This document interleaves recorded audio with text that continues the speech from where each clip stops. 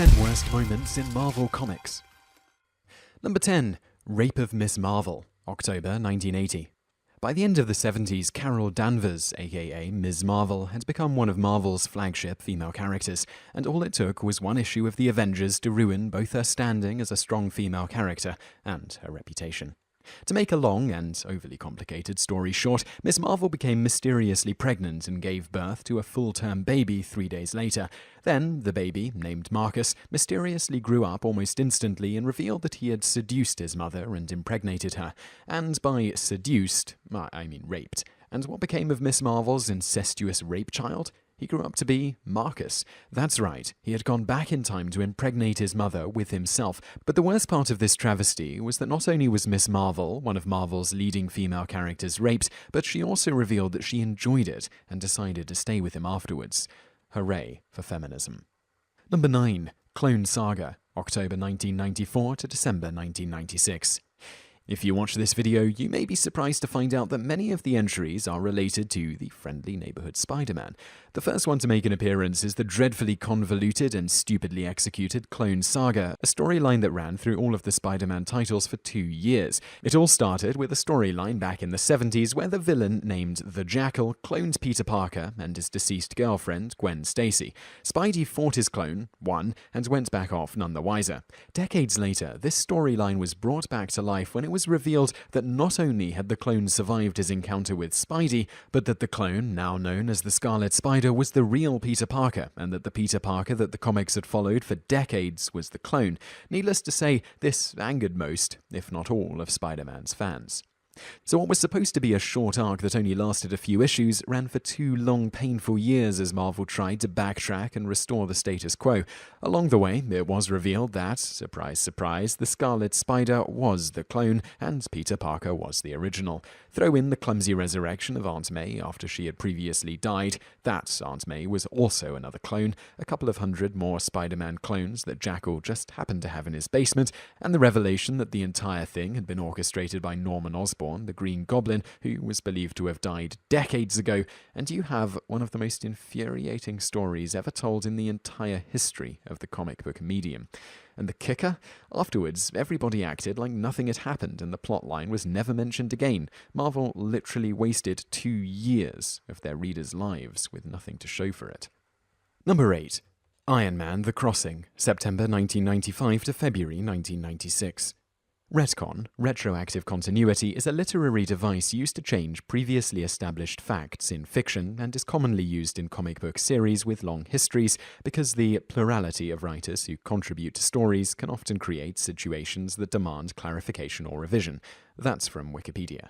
As a general rule of thumb, whenever Marvel retcons, bad things happen, as in bad comics are released upon unsuspecting fans. So in the mid-90s, when Marvel decided to reveal that Iron Man was a traitor who had worked as a sleeper agent for Kang the Conqueror for years, you can bet that there would be problems. First, he goes on a killing spree, killing the female Yellow Jacket, Amanda Chaney, and Marilla, the nanny of Quicksilver's daughter. The Avengers decide that the best thing to do is recruit a teenage Tony Stark from another timeline, have him steal the Iron Man suit, and fight the now evil Tony Stark. In the ensuing fight, the real Tony Stark sacrifices himself to stop Kang. For a while, the teenage Tony Stark was officially Iron Man, and what a fiasco that was. The new Tony looked ridiculous with an atrocious set of new armor, but what really alienated fans was the fact that Tony Stark, a character that they had come to know and love for decades, was a traitor. In fact, this was a blatant slap in the face to his fans. Thankfully, the entire debacle was completely retconned, replacing Tony Stark with Good Tony. Unfortunately, in order to do so, they had to rely on this. Number 7. Heroes Reborn, 1996 to 1997. The 90s were a dark, dark time for comic books. Gone were the days of cheerful heroes helping innocent bystanders and fighting giant monsters. In the 90s, everybody was a dark, brooding anti-hero. Comics became grim, dark, and ultra-violent. It was in the midst of this creative quagmire that Marvel, in the face of bankruptcy, decided to reboot their entire universe in the Heroes Reborn crossover series that ran from 1996 to 1997.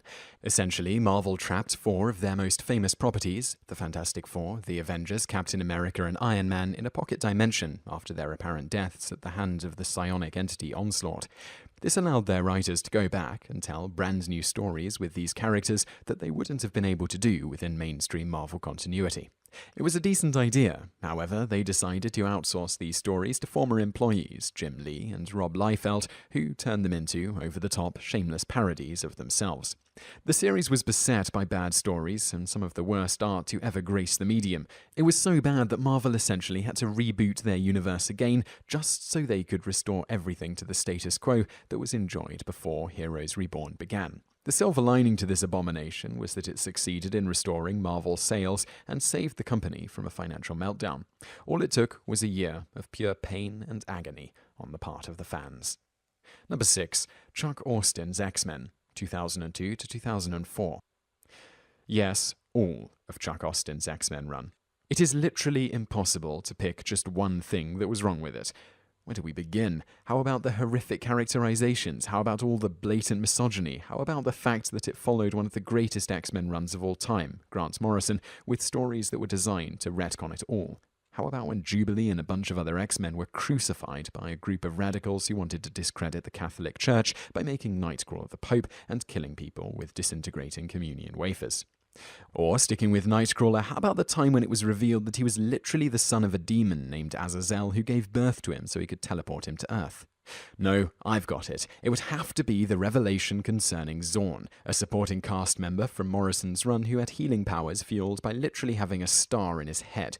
For those who haven't read Morrison's run, and you all should, it was revealed that Zorn was none other than Magneto, who was trying to infiltrate the school. In the end, Magneto kills Phoenix for the umpteenth time and gets his head lopped off by Wolverine. Marvel, horrified at the idea of losing one of their central villains, retconned it all. How? They said that Zorn, who, remember, wasn't real but a disguise used by Magneto, had a twin brother who infiltrated the X-Men disguised as Magneto. So, in summation, we have the twin of a person who never existed in the first place infiltrate the X-Men disguised as Magneto, disguised as his real identity.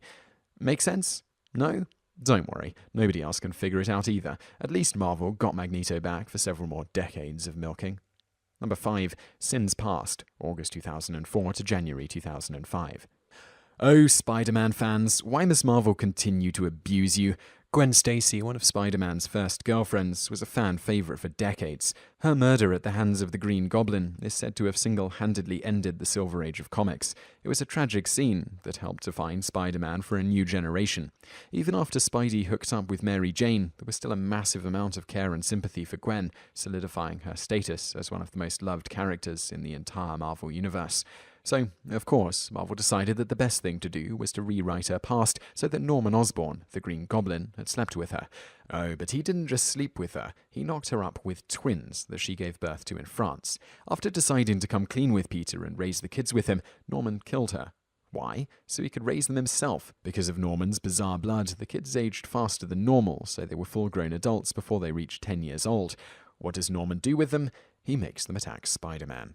Sins Past single-handedly ruins the character of Gwen Stacy for untold numbers of fans. Her tragic and emotional death was cheapened for pure shock value. But this would not be the only time that Marvel would intentionally ruin or disgrace one of Spidey's relationships with a loved one. We'll get to that horrible story in a bit. Number 4. Civil War, June 2006 to January 2007. It started as a relatively good idea. A schism occurs in the superhero community when a group of heroes accidentally blow up a large part of Stamford, Connecticut during a fight, killing over 600 civilians, including 60 children. Heroes were faced with a daunting option: register their identities with the government and become federal employees in order to prevent such a calamity from happening again, or face prosecution. Half of the community, led by Iron Man, advocated registration, believing it to be the moral and responsible solution.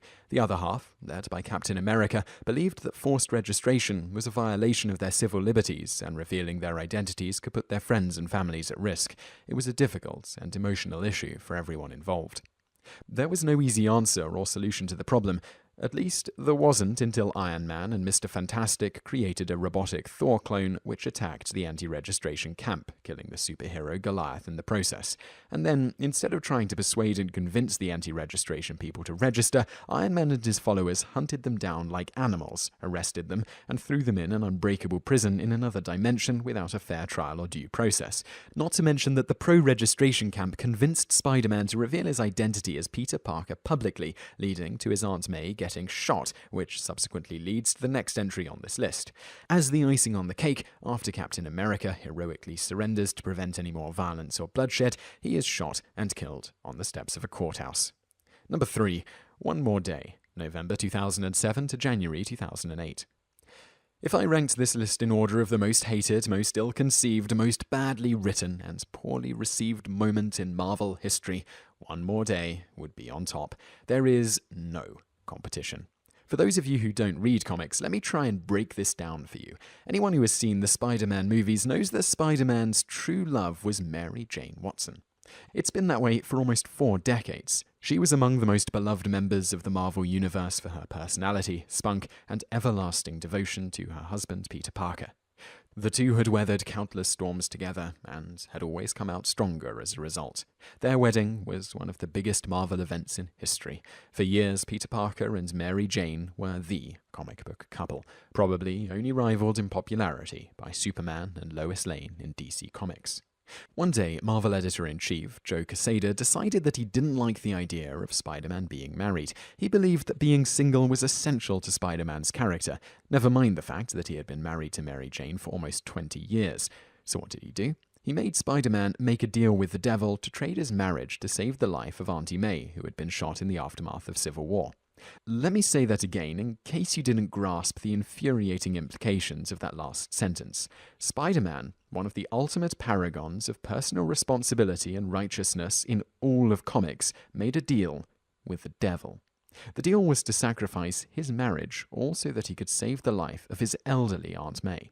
Side note, he had previously contacted Aunt May in the spirit world, who told him to let her go since she was old, had a good life, and wanted Peter to be happy. It was almost universally panned by critics. The fan backlash was the stuff of legends. Joe Quesada became one of the most hated people in the industry, even getting booed off the stage at conventions.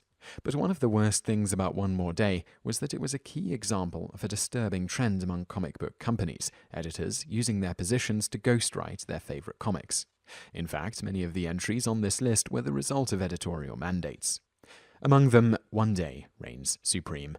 No comic book company is perfect. Even their rival company, DC Comics, has their fair share of terrible moments. But that's another list for another day. But no matter what they do, they can take comfort in the fact that they didn't put out One More Day. One More Day is the ultimate bad comic moment. Number 2. Ultimates 3, 2008. The Ultimate Marvel imprint, started in 2000, was intended to be a brand new Marvel universe free from decades of comic continuity. It was designed as a starting point for new comic book readers who didn't want to be bogged down or confused with story and character histories. Their main series included ultimate versions of the Fantastic Four, the X-Men, and Spider-Man, easily the most popular and successful title from the Ultimate line. But the Ultimate Universe also had their own version of the Avengers, known as the Ultimates. The Ultimates were the subjects of 3 short, standalone series creatively titled The Ultimates, The Ultimates 2, and The Ultimates 3. The first 2 were wild, runaway successes, reinventing their characters for a new generation and creating some of the most iconic moments of the new millennium. And then, The Ultimates 3 came along. In an incredibly convoluted and confusing plot, the Scarlet Witch was assassinated, the Ultimates squared off with android duplicates of themselves, and Quicksilver was supposedly killed. More on that in the next entry. Oh, and somehow Doctor Doom was the genius behind it all. Sound cool? It isn't. The entire series is plagued with horrible art, terrible writing, abysmal dialogue, and grotesque characterizations. Many people think of The Ultimates 3 as being the start of the downfall of the Ultimate Universe, but it would take our number 1 spot to finish the job. Number 1, Ultimatum, November 2008 to July 2009. This is it, folks. This is widely considered to be the event that killed the Ultimate Universe line. Think about that for a second. These 5 comics ended a 10-year-long comic book line. How? Let's break it down. Many of the Ultimates' most beloved characters are killed off-panel. Half of the characters in the Ultimate Universe were killed, including but not limited to Daredevil, Cyclops, Doctor Doom, Doctor Strange, Emma Frost, Hank Pym, Juggernaut, Magneto, Professor X, Thor, Wasp, and Wolverine. Over the top and defensive violence, the Wasp was cannibalized by the Blob, Magneto snaps Professor X's neck, Madrox creates clones, which he then turns into suicide bombers, Wolverine has the adamantium stripped from his bones. There were also numerous scientific inaccuracies. Magneto reverses the Earth's magnetic poles. No, wait, the planet's axis. No, wait, the magnetic poles. Who cares? They're the same thing, right? The only thing you need to know is that Magneto tries to destroy the world in revenge for the death of his kids, the Scarlet Witch and Quicksilver. But wait, Quicksilver is revealed to be alive. But the real question is, who cares? Writer Jeff Loeb destroyed almost everything that people loved about the Ultimates universe. The damage was so massive that they had to relaunch the entire Ultimate Universe. This comic has left fans scratching and banging their heads against the wall, wondering why Marvel would ever print this abominable excuse for a story. If you enjoyed this video, be sure to subscribe to our channel by clicking the subscribe button in the top right. Our channel has loads of other awesome videos just like this.